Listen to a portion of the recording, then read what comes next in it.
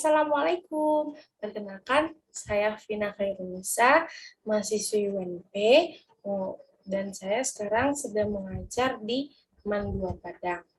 Nah, tepatnya saya mengajar ekonomi untuk kelas 10 IPS. Nah, alangkah baiknya sebelum kita mulai pelajaran, kita membaca basmalah. Bismillahirrahmanirrahim. Nah, selanjutnya kita hari ini membahas pembahasan bab 2, yaitu permasalahan ekonomi dalam sistem ekonomi. Nah, anak-anak Ibu udah ada yang tahu masalah ekonomi itu apa?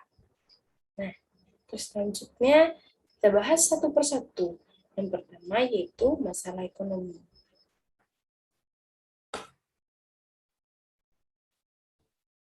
Nah, sebelum kita masuk ke materi, kita bahas dulu yang dasarnya.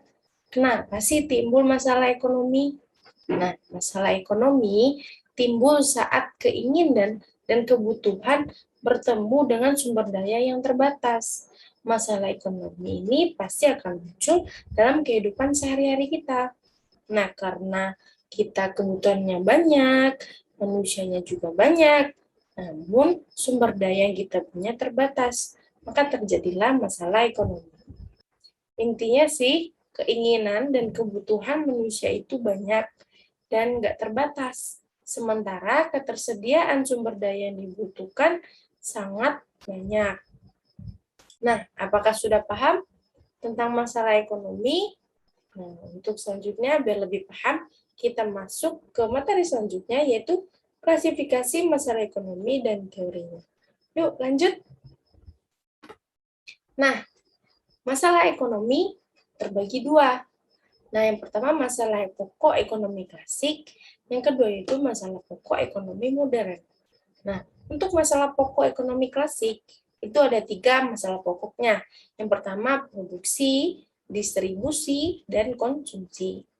Nah, yang kedua yaitu masalah pokok ekonomi modern. Ekonomi modern mempertimbangkan masalah ekonomi dengan 3 pertanyaan. What, how, and for whom. Nah, jadi nampak ya perbedaannya. Masalah pokok ekonomi klasik yaitu membahas produksi, distribusi, dan konsumsi. Sedangkan ekonomi modern mempertimbangkan masalah ekonomi dengan 3 pertanyaan. What, how, and for whom. Nah, untuk lebih pahamnya lagi, untuk lebih dalamnya lagi, yuk kita bahas satu persatu. Yang pertama yaitu masalah pokok ekonomi klasik. Nah, masalah produksi. Yang pertama itu permasalahan bagaimana memproduksi benda, barang atau jasa yang dibutuhkan oleh banyak orang, dan dasar pemikirannya adalah melakukan produksi untuk memenuhi kebutuhan masyarakat umum. Nah, proses produksi adalah kegiatan mengolah faktor-faktor produksi atau input untuk menciptakan atau menambah nilai guna barang atau jasa. Adapun faktor-faktor produksi yang dibutuhkan dalam proses produksi, di antara lainnya ada sumber daya alamnya. Yang pertama, sumber daya alamnya. Yang kedua yaitu sumber daya manusianya atau yang kita sebut tenaga kerja. Yang ketiga yaitu modalnya. Yang keempat, serta keahliannya memproduksi ini atau kita sebut kewirausahaan. Nah, itu adalah pengertian dari masalah produksi. Nah, langsung kita masuk ke contoh dari masalah produksi.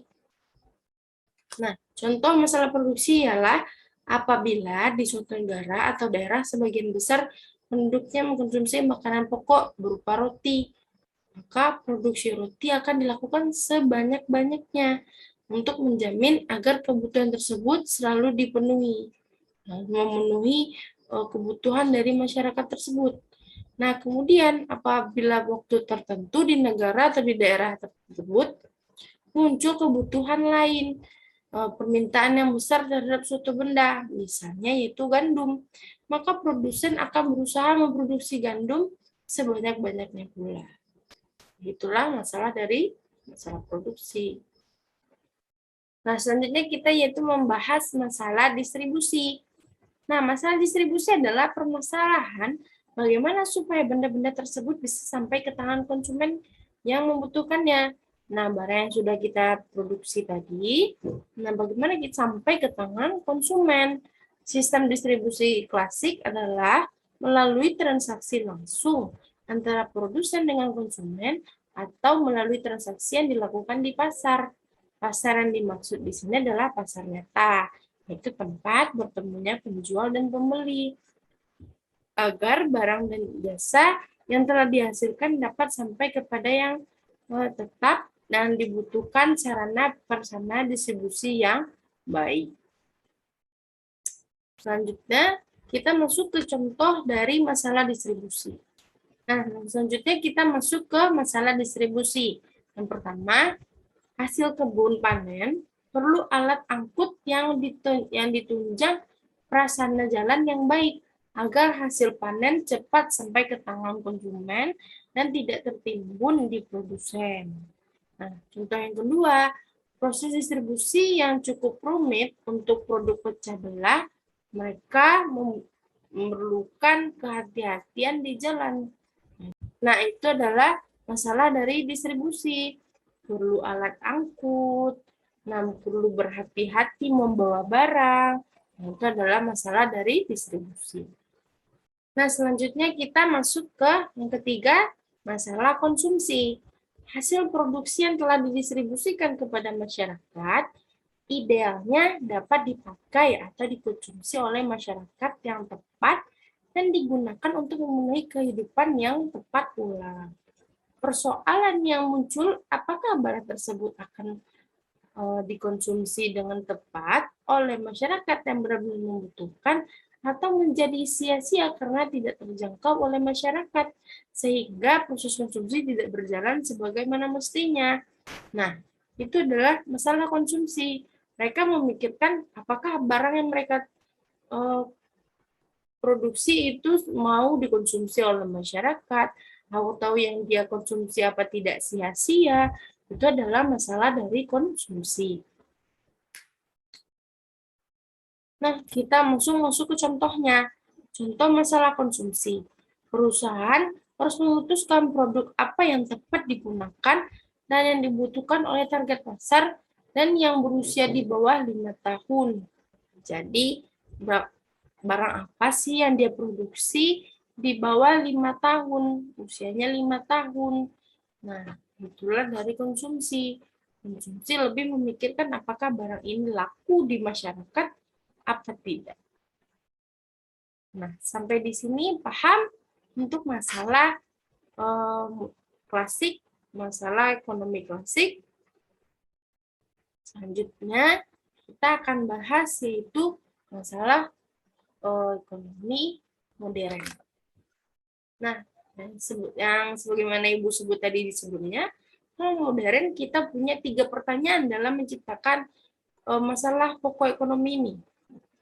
Dalam menyelesaikan masalah pokok ekonomi modern.